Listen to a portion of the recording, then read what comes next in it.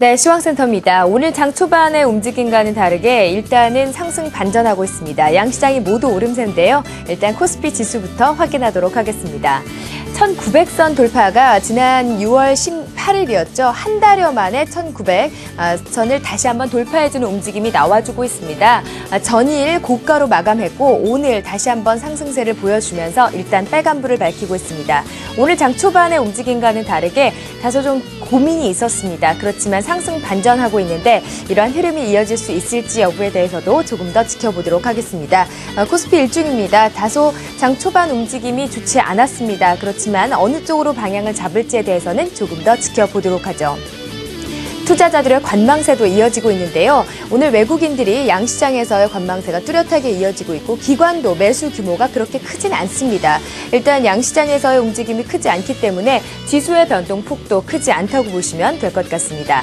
지수의 추가 상승을 이끌어줄 수 있는 동인은 어떤 요인이 될 수 있을까요? 자, 대형 기술주를 바라보는 시장의 눈이 쏠려 있습니다.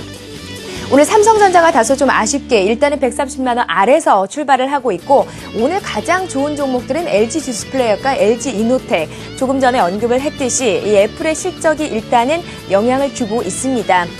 관련 종목들의 강세가 이어지면서 LG 관련주들의 움직임도 전반적으로 좋은데요. 오늘 LG전자 한번 보시죠.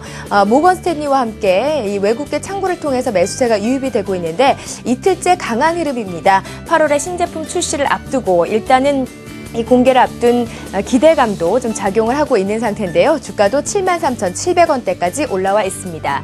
전일 외국계를 통한 차익실현 매물이 나왔습니다. 조선주가 장 초반에는 좋았는데 후반으로 가면서 좀 밀린 영향이 있었습니다. 현대중공업 보시죠. 오늘 장 초반에 일단은 상승폭이 크고요.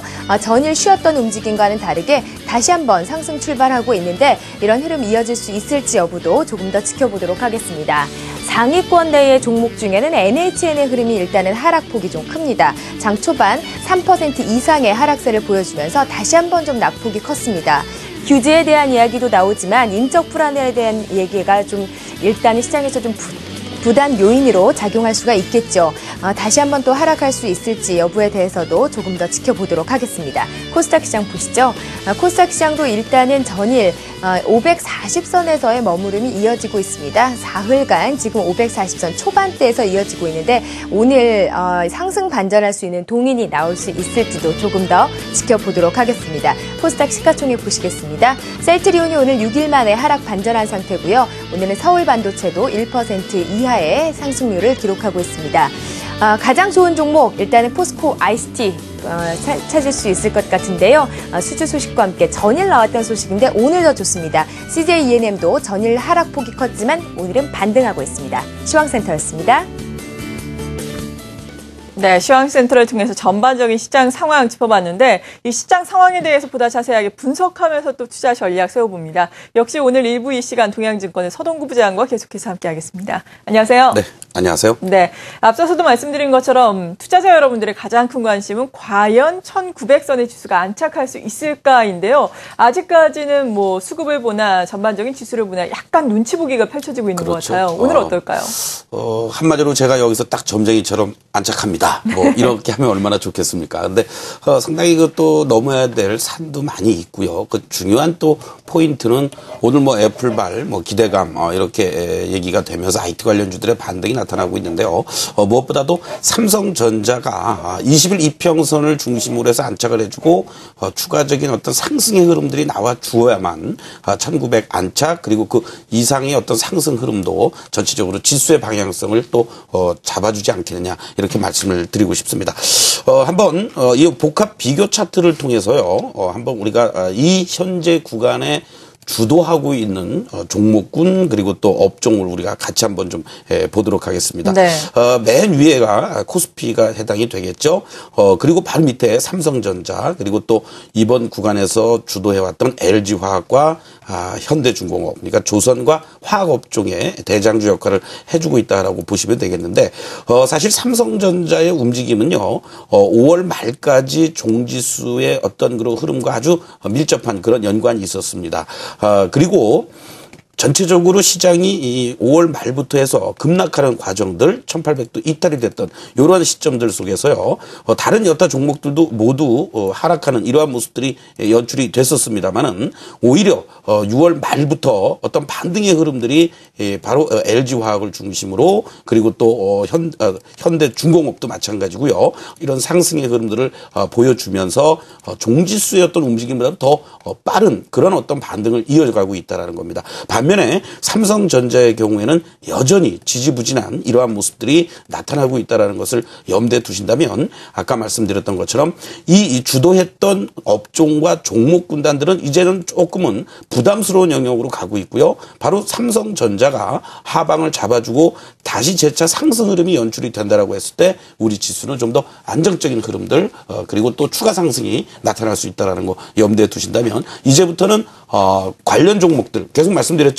1920선에 근접해 주었을 때는 전체적으로 주도했던 업종이나 종목 군단들은 비중을 조금씩 줄여나가는 전략이고 그리고 삼성전자의 움직임을 보시면서 여러분들이 지수가 좀 더 1900에 대한 안착과 그리고 추가 반등 여부가 쉽게 나올 수 있겠구나. 이런 점을 체크를 하시면서 대응해 주시길 바라겠습니다. 네, 삼성전자 오늘은 소폭의 하락률 기록을 하고 있는데 계속해서 지수의 움직임 우리가 주목을 해보겠습니다. 그리고 앞서서도 애플의 실적에 대해서 이야기를 드렸는데 의외로 또 예상을 상회하는 실적을 발표를 했습니다. 이에 따라 시간의 거래에서 애플의 주가가 4% 가까이 급등을 했고 그리고 관련한 우리나라의 부품주들도 그렇죠. 애플만큼은 아니지만 그래도 조금씩 상승세가 나오고 있거든요. 이 애플 효과가 과연 우리의 IT 부품주에 어느 정도 나타나는 것으로 봐야 되는 건가요? 사실 뭐 애플이 워낙 또 기대치가 낮아져 있는 상태 속에서 그나마 선방을 했다. 사실 이런 얘기죠.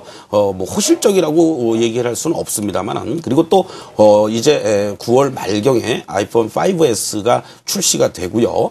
여러 가지 또 저가형 제품이라든가 뭐 삼성도 마찬가지입니다. 이러한 것들이 기대감을 가져주면서 관련 부품 관련주들의 어떤 움직임이 어느 정도 이제 하방은 잡아주면서 반등의 어떤 모멘텀을 충분히 잡을 수는 있다. 이렇게 말씀을 드리겠습니다. 그러한 측면에서 봤을 때 코스피 쪽에서 대표적인 LG 디스플레이라든가 또는 코스닥 쪽에서 실리콘웍스라든가 이러한 종목군들이 있겠는데요. 지금 현재 시점에서 LG 디스플레이의 움직임을 한번 좀 보시도록 하겠습니다. 사실 지난 18일 날 실적 발표 그래도 나름대로 선방을 했죠. 순이익 같은 경우도 흑자 전환되는 이러한 모습들을 보여주었었는데 여러 가지 우려감이 증을 하면서 주가가 급락을 했고요. 이 하방을 잘 잡아주었다라는 것이 의미가 있었습니다. 그리고 나서 1차적인 반등 그리고 다시 한번 눌림 주고 재차 이제 거래가 실리면서 올라가는 이러한 패턴들을 보여준다라는 것은 이제 어떤 급락에 대한 우려보다는요. 전반적인 어떤 그 흐름들 속에서 최소한의 어떠한 그 3만 원 라인 정도를 1차적인 목표가로 설정을 하시면서 다시 한번 되밀린다라고 하더라도 이제는 한 2만 5천 원을 하방으로 잡아주는 이런 박스권 플레이가 가능한 구간으로 진입이 됐다. 이런 점을 여러분들이 염두에 두신다면 오히려 LG 디스플레이 같은 경우에는요. 오늘 같은 날 눌림목이 연출이 돼준다라고 했을 때 지금 뭐 강보합권 내외 정도에서 없으신 분들은 비중을 조금씩 채워나가는 늘려나가는 전략도 가능해 보인다라고 말씀드리겠습니다. 네. 그리고 또 오늘 중요한 중국에서 경제 지표가 발표가 되게 됩니다. 7월 HSBC 제조업 PMI 지수가 발표가 되게 되는데요. 이 부분은 어떻게 예상을 하시고 국내 증시에는 어떤 영향을 미칠 것으로 전망하세요?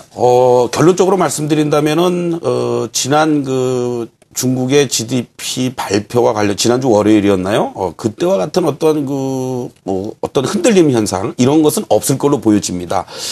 특히 리커창 총리의 그러한 최소한의 7% 성장이라는 부분을 이제 공식적으로 천명을 했다라는 얘기죠. 그렇죠, 예. 물론 50을 기준으로 해서 넘어가 준다라면은 아주 더 좋은 긍정적인 흐름이 나타나겠지만 그렇게 예상은 어려울 것으로 이렇게 지금 전망이 되고 있고요. 오히려 지금 현재 시점에서 지난번에 발표됐을 때가 48.2였었는데요.